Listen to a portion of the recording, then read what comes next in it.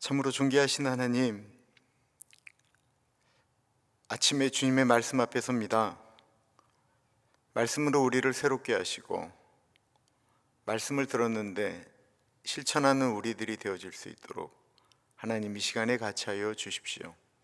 존귀하신 예수님 이름으로 기도합니다. 아멘. 하나님의 말씀은 마태복음 14장 1절에서부터 12절까지 말씀입니다. 그때 분봉한 헤롯이 예수의 소문을 듣고 그 신하들에게 이르되 이는 세례 요한이라 그가 죽은 자 가운데서 살아났으니 그러므로 이런 능력이 그 속에서 역사하는도다 하더라.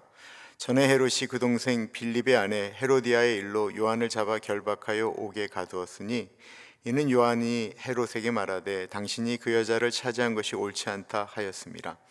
헤롯이 요한을 죽이려 하되 무리가 그를 선지자라 여김으로 그들을 두려워하더니 마침 헤롯의 생일이 되어 헤로디아의 딸이 연석 가운데서 춤을 추어 헤롯을 기쁘게 하니 헤롯이 맹세로 그에게 무엇이든지 달라는 대로 주겠다고 약속하거늘 그가 제 어머니의 시킴을 듣고 이르되 세례 요한의 머리를 소반에 얹어 여기서 내게 주소서 하니 왕이 근심하나 자기가 맹세한 것과 그 함께 앉은 사람들 때문에 주라 명하고 사람을 보내어 옥에서 요한의 목을 베어 그 머리를 소반에 얹어서 그 소녀에게 주니 그가 자기 어머니에게로 가져가니라. 요한의 제자들이 와서 시체를 가져다가 장사하고 가서 예수께 아뢰니라. 아멘. 오늘 말씀의 제목은 누구 편에 설 것인가입니다. 누구 편에 설 것인가? 사람들은 어느 분이 돌아가셨다고 한다면 먼저 이런 질문을 하죠. 왜 돌아가셨어? 어떻게 돌아가셨어? 몇 살에 돌아가셨어? 라고 질문을 합니다. 오늘 본문이 이 한 사람의 죽음으로부터 시작됩니다. 병도 아니고 사고도 아니었습니다. 잔치자리에서 춤이 끝난 후 목베임을 당해서 죽었습니다. 세례 요한의 죽음이죠. 이 얘기가 마침 예수님이 사역하는 중간에 이렇게 탁 들어가 있습니다. 왜일까요? 예수님 시대에 예수님이 말씀을 전하는 것이 이런 시대 가운데 말씀을 전했다라고 말씀하고 있는 것입니다. 예수님이 어떤 세상 가운데서 하나님의 아들로 살아가고 계셨는지를 말씀하고 있는 것입니다. 예수님은 사람만 말씀하지 않으셨습니다. 예수님은 어쩔 때는 거짓과 불의에 대해서 준엄하게 꾸짖고 나아가셨죠. 그 모습 때문에 신약 성경에 보면 세례 요한도 그렇고 예수님도 가리켜 선지자라고 표현하고 있는 이유는 선지자는 시대에 대해서 말해야 되는 사명이 있기 때문에 그렇습니다. 그 예언자적 사명을 가장 분명하게 보여준 분이 있다고 한다면 바로 세례 요한이죠. 배경이 이렇습니다. 헤롯 안티파스는 로마 정권이 세운 그 꼭두각시 왕이었죠. 그가 그의 동생 아내 빌립의 아내를 취하여 아내를 삼았습니다. 왕가의 스캔들이고 율법을 어긴 것이죠. 모두 그것이 잘못된 것을 알았지만 아무도 말하지 않을 때 서로 세례 요한이 왕에게 이야기한 것입니다. 당신이 한 일이 잘못된 것입니다. 정치를 비판한 것이 아니고요, 하나님의 말씀을 현실에 적용하여 이야기한 것입니다.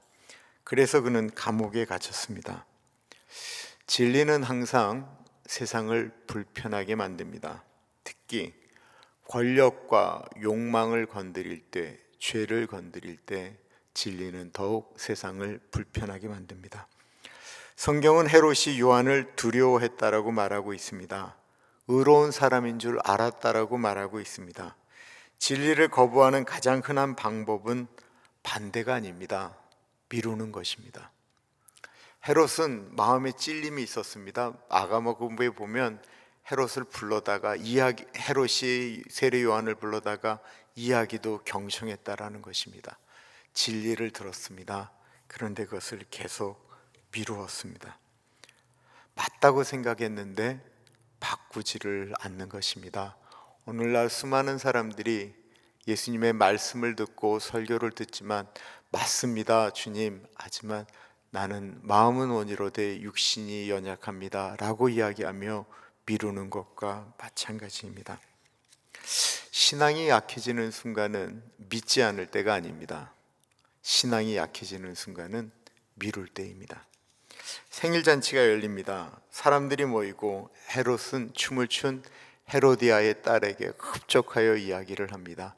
네가 원하면 내가 무엇이든지 들어주겠다라고 수많은 사람들 앞에서 호언장담을 합니다. 그러자 이 헤로디아의 딸이 엄마에게 물어보니까 그렇지 않아도 눈에 가시 같은 세례 요한의 목을 달라고 이야기하라고 하자 딸이 그렇게 이야기하죠. 헤롯은 괴로워합니다. 그러나 실행할 수밖에 없죠. 결정을 하지 않은 신앙은 결국 주변의 상황에 따라서 휘둘리며 나아갑니다. 우리는 수많이 이런 것들을 경험하게 됩니다. 내가 신앙적 결단을 하고 살지 않을 때 주변의 상황을 따라서 우리는 그 결정을 미룬 일에 대한 결과를 받게 된다라는 것입니다. 그 자리에는 수많은 사람들이 있었습니다. 아무도 세례 요한의 목을 베라고 얘기할 때 아무도 말하지 않았습니다. 요한을 죽인 것은 칼이 아닙니다. 수많은 사람들이 다 세례 요한이 옳은 줄 알았지만 침묵하였기 때문입니다. 악은 소수 때문에 일어나지만 완성은 다수가 침묵하기 때문에 그렇습니다. 오늘도 마찬가지입니다. 진리를 거부하는 사람들이 이 땅에 수없이 많지만 진리가 거부하는 이유는 진리를 알면서도 침묵하는 사람들 때문에 그렇습니다. 예수님은 세례 요한을 가리켜 여자가 낳은 자 중에 가장 큰 자라고 했습니다. 왜일까요? 강해서가 아닙니다. 기적을 행해서가 아닙니다. 말을 해야 될 때에 말을 했기 때문에 그렇습니다.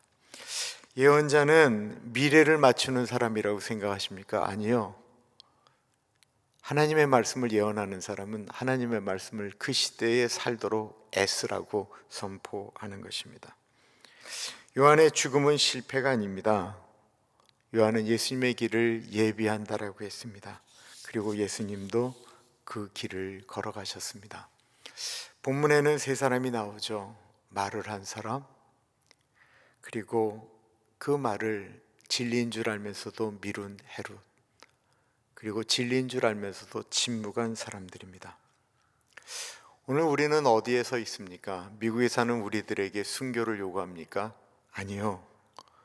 오늘날 우리는 순교를 요구받는 것이 아니고 선택을 요구받습니다.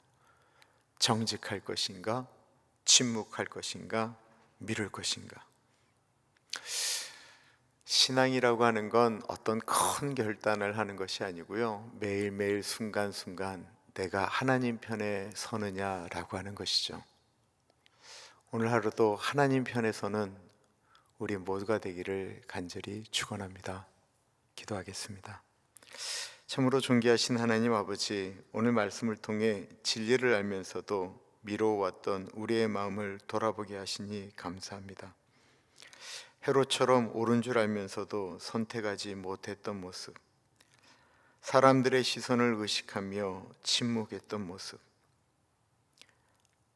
내 자신을 위해 양심을 뒤로 미루었던 우리의 연약함을 주님 앞에 내려놓습니다.